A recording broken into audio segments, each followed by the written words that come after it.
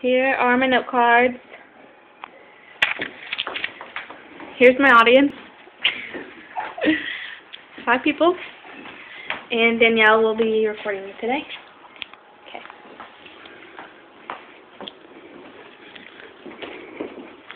How many of you own a pet? Probably a lot of you. How many of you consider your pet your best friend? I know growing up, I had a dog. Her name was Baby Dog, and she was my best friend. How would you feel if your best friend was kept in a cage her whole life, awaiting a possibly painful, drawn-out death? You probably wouldn't be very happy about this, would you? Well, the fact is, this happens millions of times a year. This happens to animals when they're tested on products for humans. Isn't there another way to do these tests without harming animals? I'm sure there is. I'm also sure that if a law was put in place protecting the animals against this, someone somewhere would find a way to test these products without using animals at all. Pets offer companionship, loyalty, and love. MarketingCharts.com says 3 in 5 Americans own a pet.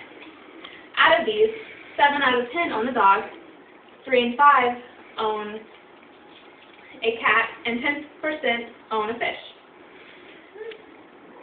Animal testing in the United States is very prevalent right now.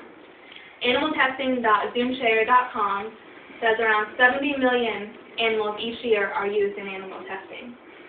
These animals are often maimed, burned, blinded. This is no way for anything to die. A lot of these animals are forced to eat chemicals. Their genetics are manipulated. How would you feel if you were forced to eat chemicals? These animals have no voice at all. They can't tell you that they're hurting. They can't tell you they're in pain. They can't tell you to stop. Many companies in the United States test on animals. Chemicals used in house cleaning, they test those on animals. Makeup companies test their makeup on animals. There's no experiment that is illegal when it comes to testing on animals. This means if a scientist wanted, they could torture an animal until the heart gave out. They have the right to do that. There's nothing in place protecting the animals. Voices.yahoo.com reports that cigarette companies test the effect of smoke on animals every year. They mostly use beagles and monkeys. What they do to the beagles is they cut holes in the beagle's throat, and then for a whole year make them breathe in concentrated amounts of secondhand smoke. And then they kill the dogs and they dissect them and see what effect it had on their bodies. Another test they do is they take monkeys and they make them wear facial masks that makes them smoke. And they do this on regular monkeys, and then they kill them and dissect them. And then they also do it on pregnant monkeys. And whenever the pregnant monkeys have their babies, they take the babies, kill them, and then dissect the babies to see what the effect has on them. Now, these tests have been happening for over 50 years, the same test for 50 years straight. There's no way you can tell me that after 50 years they still are finding out new things. Everybody knows smoking is bad for you. It affects babies. There's no reason for these tests to continue. Gary.org says there are many alternatives to animal testing.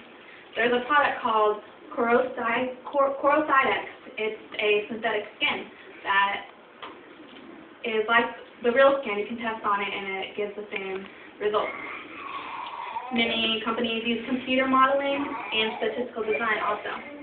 Johns Hopkins, which is a prestigious educational center, has an entire unit dedicated to alternatives to animal testing.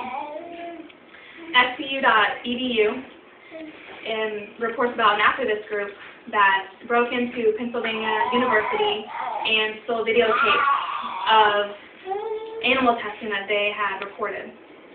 They were using baboons to test blunt force trauma to the head.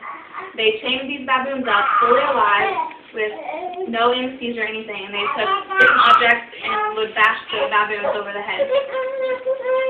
They had no pain reliever, and after these were released to the media, the fundraising stopped for this, and the funding was taken back, and it doesn't go on anymore.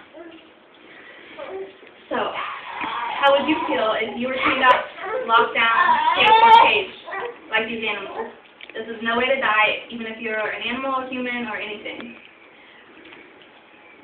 This is cruel and evil. Animals feel pain just like humans do. So I think we should all take a stand against animal testing. Thank you for listening to my speech today.